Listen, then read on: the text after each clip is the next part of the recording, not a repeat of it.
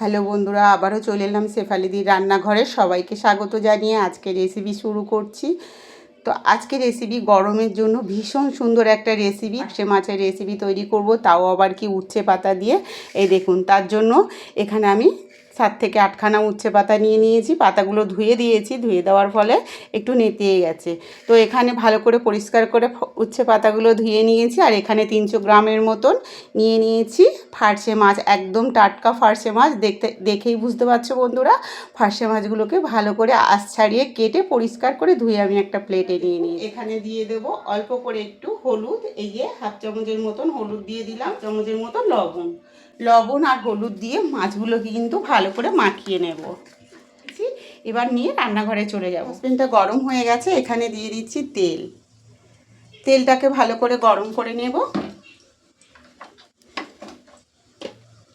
আর এখানে দেখুন বন্ধুরা, আমি সর্ষে বেটে নিয়েছি, সাদা সর্ষে 2 চামচের মতন সাদা সর্ষে বেটে নিয়েছি।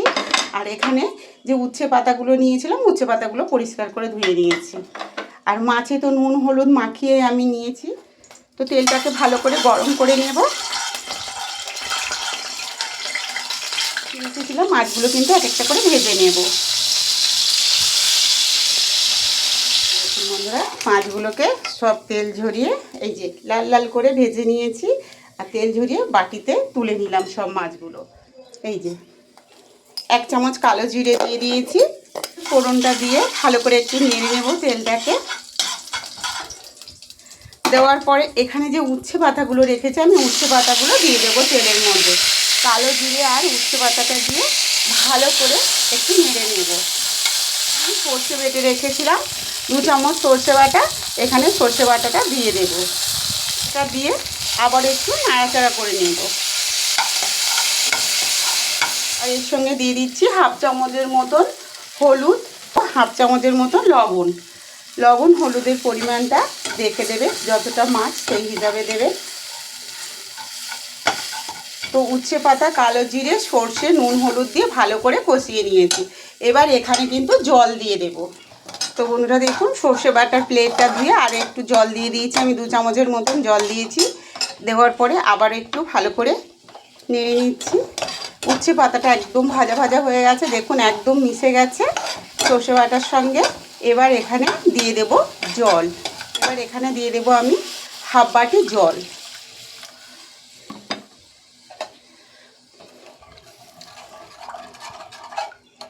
জলটা দিয়ে ভালো করে মশলাটাকে নেড়ে ঝোলটাকে আমি ফুটিয়ে নেব, মিনিট 5 মতন ফুটিয়ে নেব।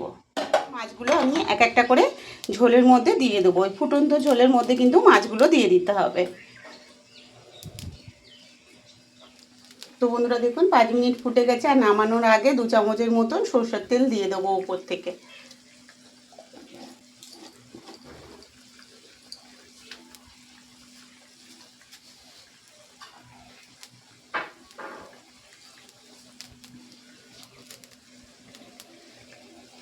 এবার গ্যাসটাকে অফ করে দেব।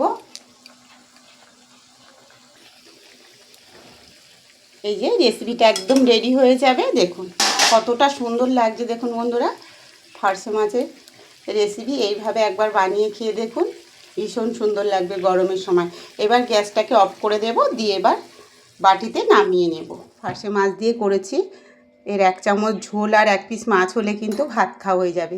এই গরমের সময় এরকম তেতো, হালকা কিন্তু তেতো, যারা কম তেতো খেতে ভালোবাসেন এইভাবে করতে পারেন বন্ধুরা। বাচ্চারাও কিন্তু খেয়ে নেবে।